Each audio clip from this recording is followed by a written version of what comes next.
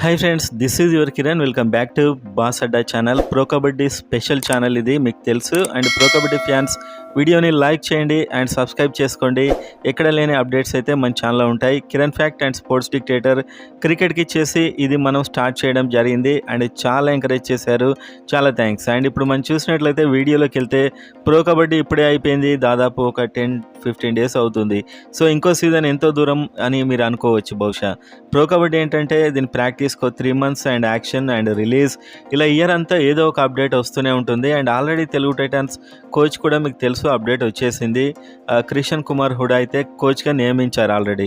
So ఈసారి play of వెళ్ళడమే టార్గెట్గా ఇంత ఎక్స్పీరియన్స్డ్ కోచ్ని అయితే పెట్టారు.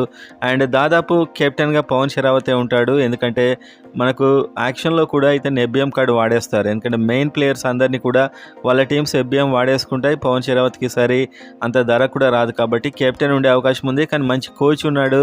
ఇతడితో పాటు ఇంకా యంగ్ ప్లేయర్స్ చాలామందిని తీసుకునే ఛాన్స్ అయితే ఉంది. ఎందుకంటే వేరే టీమ్స్ మనం చూసుకుంటే యంగ్ ప్లేయర్స్ అద్భుతంగా ఆడారు.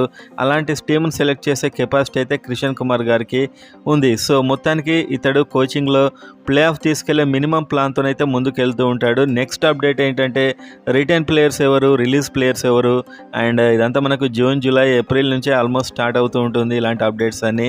సో మొత్తానికి ఈ అప్డేట్స్ కోసం అయితే సబ్స్క్రైబ్ చేసుకొని తెలుగు టైటాన్స్ ఇంకా ఎవరిని తీసుకుంటే బాగుంటుందో కామెంట్ అయితే చేయండి, సబ్స్క్రైబ్ చేసుకోండి.